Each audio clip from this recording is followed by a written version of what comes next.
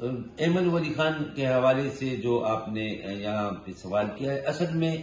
ہمیں تو انتہائی افسوس اس بات کا ہوا ہے کہ ایمن ولی خان صاحب جو ہیں وہ ہمارے 100 سال پرانی ان کی پارٹی ہے، اور یہ ہمیشہ سے یہ پارٹی کسی نہ کسی شکل میں منتخب ہوتی، یہاں پہ ان کے لوگ منتخب ہوتے آئے ہیں، لیکن افسوس کا مقام یہ ہے کہ آج ان کو عوام کے سے چھپنے کی جگہ نہیں مل رہی، تو یہ بلوچستان پہنچ گئے ہیں۔ یہ ہم یہ کہتے ہیں کہ ایمن ولی خان صاحب کو، آپ اس سے پہلے دیکھیں نیشنل اسمبلی سے مولانا فضل الرحمان صاحب بلوچستان چلے گئے تھے،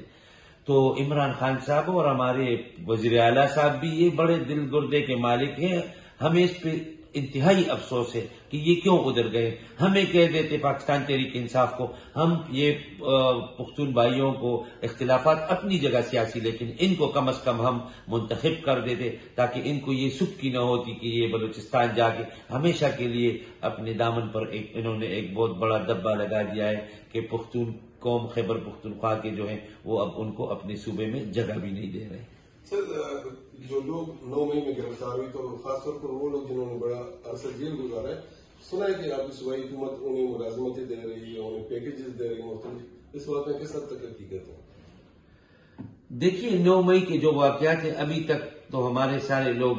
جن میں جو جیلوں میں گئے ہیں 102 لوگ جو ہمارے ہیں وہ جیل کے اندر ہیں، اس کے علاوہ جو باہر ہیں تو ابھی تک تو کسی کو نوکری کی تو نہ کوئی سوچ ہے، نہ ابھی کسی کو نوکری دی گئی ہے، جاب دی گئی، کیونکہ ابھی تو ہم آئے ہیں، ابھی تو ہم سنبھل ہی نہیں پائے، تو یہ ویسے پروپیگنڈے ہیں، اس قسم کی کوئی بات نہیں۔ Thank you.